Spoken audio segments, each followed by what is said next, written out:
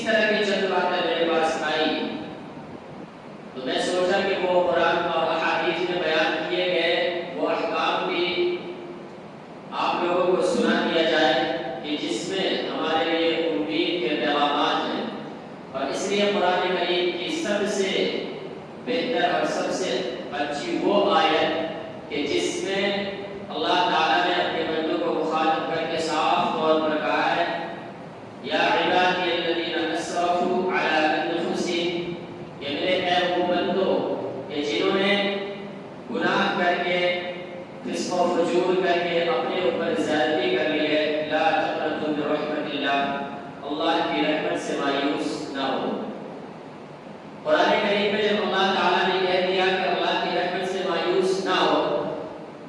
اس لیے علماء کرام فرماتے ہیں کہ کوئی آدمی اگر اللہ کی ذات سے بالکل ہی مایوس ہو جاتا ہے کہ اللہ تعالیٰ میرے گناہوں کو معاف ہی نہیں کرنے والے، تو یہ حرام ہے. آگے اللہ تعالیٰ نے فرمایا ان اللہ یغفر الذنوب جميعا، اللہ تعالیٰ تمہارے تمام گناہوں کو معاف کر سکتے ہیں، سارے گناہوں کو معاف کر دیں گے. انہ هو الغفور الرحیم، وہ معاف کرنے والے ہیں، رحم کرنے والے ہیں. اللہ کے رسول صلی اللہ علیہ وسلم کی حدیث کے اندر اللہ کے رسول صلی اللہ علیہ وسلم فرماتے ہیں کہ جب اللہ تعالیٰ نے کائنات کو بنانے کا ارادہ کیا تو کائنات کے بنانے سے پہلے ہی یہ بات لکھ دی ان رحمتی سبقت غضبی، کہ میری رحمت ہمیشہ میرے غضب اور غصے پر غالب رہے گی.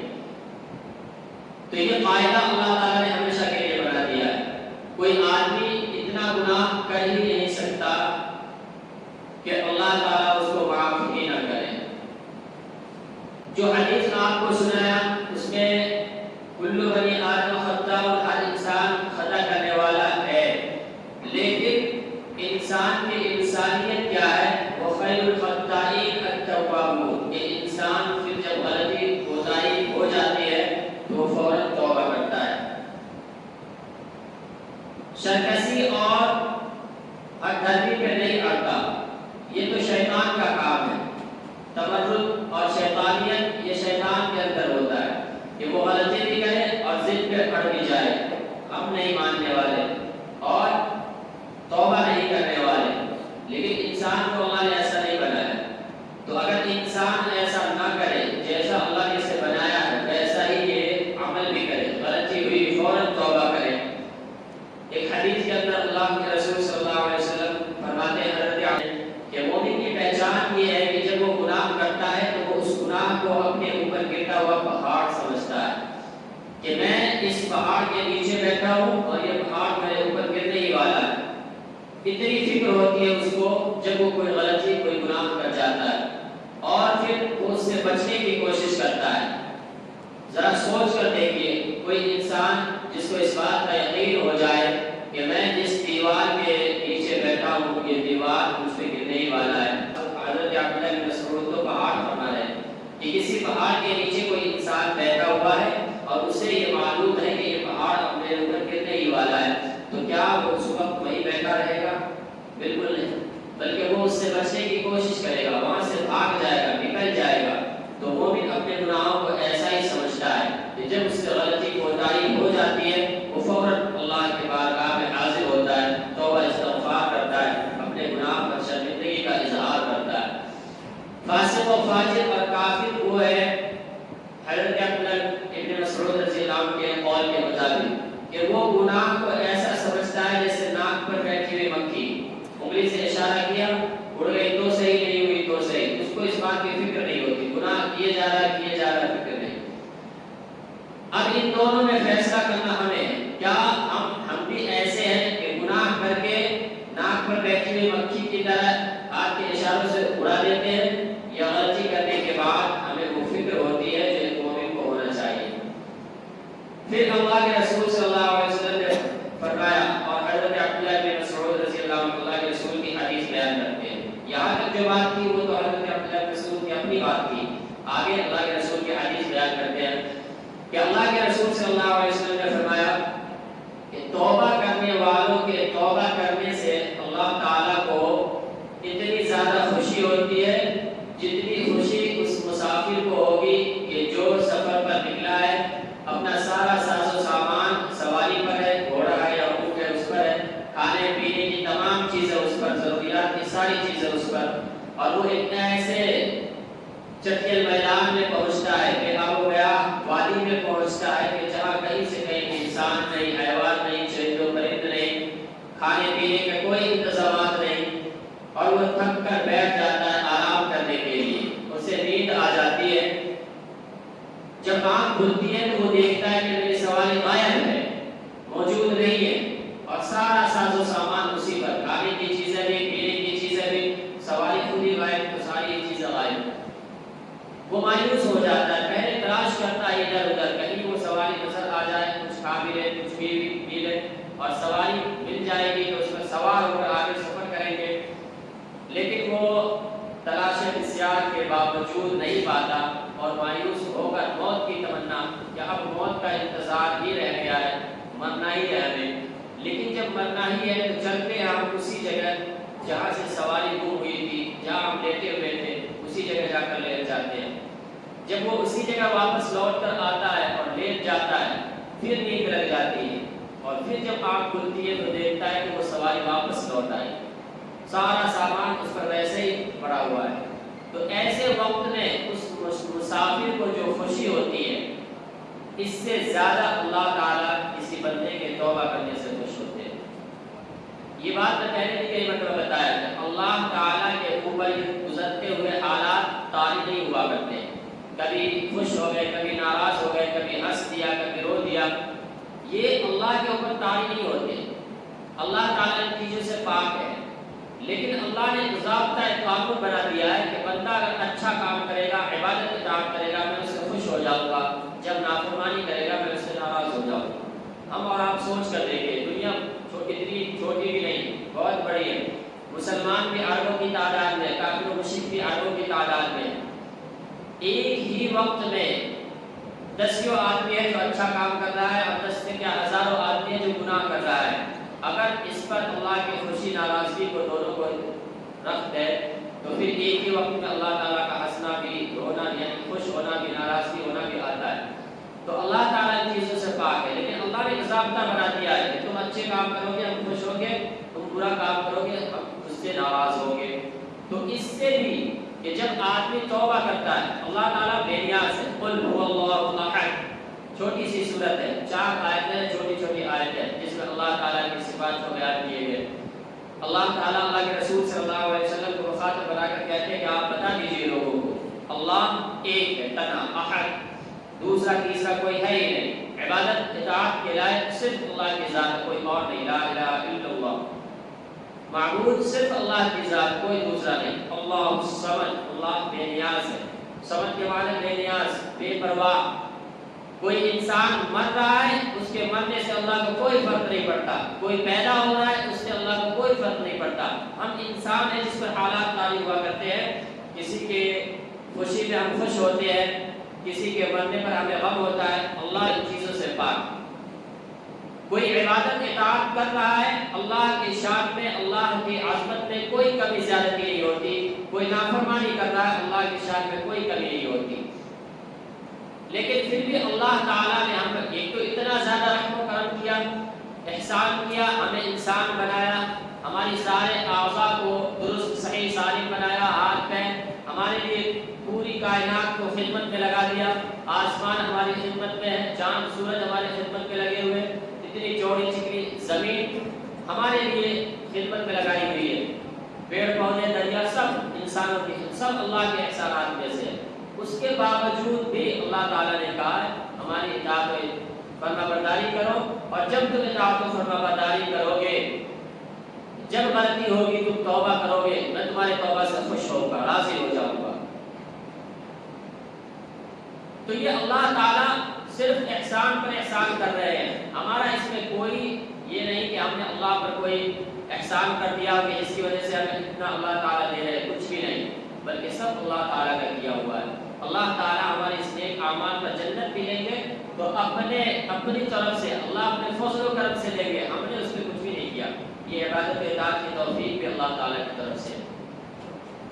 تو جب ہم ایسی باتیں سن کر مایوس ہوتے ہیں کہ قرآن و حدیث میں نماز نہ پڑھنے والوں کی کیا کیا وعید آئی ہے، دین نہ سیکھنے والوں کی کیا کیا وعید آئی ہے، دین پر عمل نہ کرنے والوں کی کیا کیا وعید آئی ہے، تو ہمیں چاہیے کہ ہم ان چیزوں کو بھی دہرائیں۔ اللہ نے ہمیں کتنا موقع دیا ہے، حدیث کے اندر اللہ کے رسول صلی اللہ علیہ وسلم فرماتے ہیں کہ اللہ تعالیٰ بندوں کے توبہ کو اس وقت تک قبول کرتے ہیں جب تک وہ موت کے غرغرے میں نہ آ جائے۔ جب غرغرے والی حالت طاری ہو گئی، انسان موت و حیات کے درمیان والی کیفیت میں، دنیا آخرت کے درمیان میں پہنچ گیا ہے، کچھ جھلکیاں آخرت کی دکھنے لگی ہے، جنت و جہنم کے نظارے دکھنے لگے ہیں، وہ فرشتے جو روح قبض کرنے آئے، روح لینے آئے، وہ آ چکے ہیں، اب توبہ قبول نہیں، اس سے پہلے موقع ہے۔ اور یہ بات بھی آپ خود جانتے ہیں، میں بھی کئی مرتبہ بتا چکا ہوں، موت کا وقت تو متعین ہے، اللہ تعالیٰ نے ہر انسان، ہر جاندار کے موت کا وقت فکس کر دیا ہے، کس وقت میں اس کو مرنا ہے، منٹ سیکنڈ سانس تک کو متعین کر دیا کہ اس سانس میں اس کی روح قبض کی جائے، لیکن ہمیں معلوم نہیں ہم کب مر جائیں گے۔ اللہ کے رسول صلی اللہ علیہ وسلم کی حدیث میں بنی اسرائیل کے اس شخص کا واقعہ بھی ہے، اور مجھے یقین ہے آپ میں سے اکثر لوگوں نے سنا ہوگا کہ بنی اسرائیل کا ایک آدمی بہت گناہگار قاتل 99 افراد کو قتل کر دیا، لیکن اس کو فکر ہوئی کہ میں یہ غلط کر رہا ہوں، مجھے اللہ سے توبہ کرنا چاہیے، مغفرت طلب کرنی چاہیے، اور وہ تلاش میں نکلا کہ کسی اللہ والے سے، کسی عالم سے پوچھ سکے کہ ہمارے توبہ کا کیا طریقہ ہو سکتا ہے۔ پوچھتے وہ ایک اللہ والے کے پاس پہنچے، عبادت گزار عابد کے پاس، کہ میں 99 قتل کر چکا ہوں، میرے توبہ کی کیا شکل ہوگی، مجھے کیا کرنا ہوگا۔ وہ عابد تو تھے، عبادت گزار تو تھے، لیکن عالم نہیں تھے۔ انہوں نے کہا کہ 99 قتل کر چکے ہو، اللہ نے تو یہ ضابطہ اور یہ قانون بنا رکھا ہے، من اجل ذلك كتبنا على بني اسرائيل انه من قتل نفسا بغير نفس او فساد في الارض فكانما قتل الناس جميعا، کہ اللہ تعالیٰ نے بنی اسرائیل کے اس بات کو لکھ دیا ہے کہ کسی نے کسی کو ناحق قتل کیا، فتنے فساد کے طریقے پر قتل کیا، کسی ایک انسان کو قتل کرنا ایسا جیسے اس نے ساری انسانیت کو قتل کر دیا، اور تم 99 کو قتل کر کے آئے ہو، تمہاری توبہ کیسے ہوگی، نہیں ہوگی تمہاری مغفرت۔ اس شخص کے ذہن میں اور فجور آیا، جبکہ پہلے سے ہی وہ نافرمان ہے، بدمعاش ہے،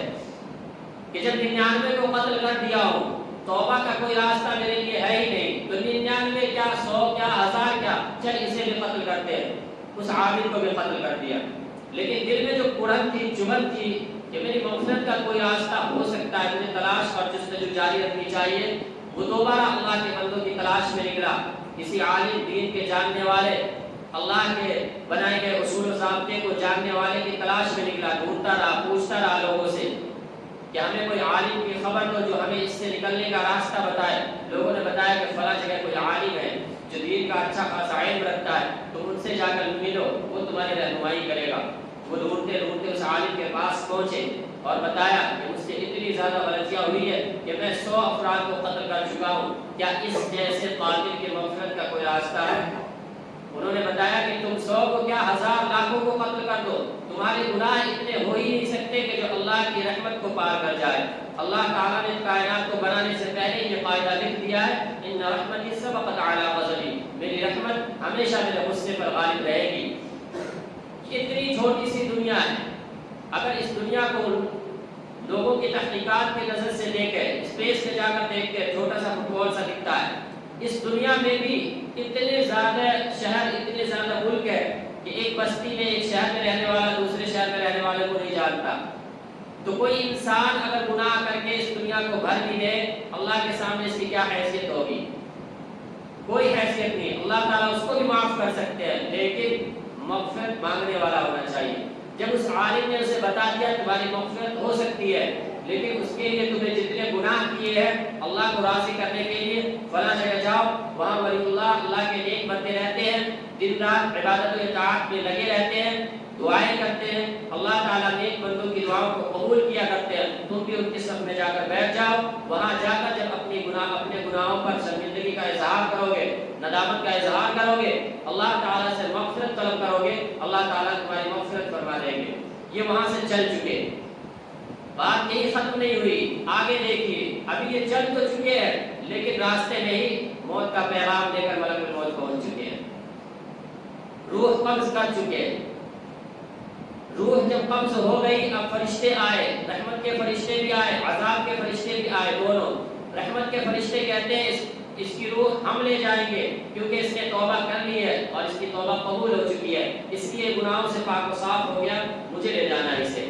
عذاب کے فرشتے کہتے ہیں کہ نہیں, اس نے زندگی میں ایک بھی اچھا کام نہیں کیا, ساری زندگی قتل و غارت کی نہیں کی ہے, نافرمانیاں کی ہے, یہ تو عذاب کا مستحق ہے, اسے تو میں لے جاؤں گا.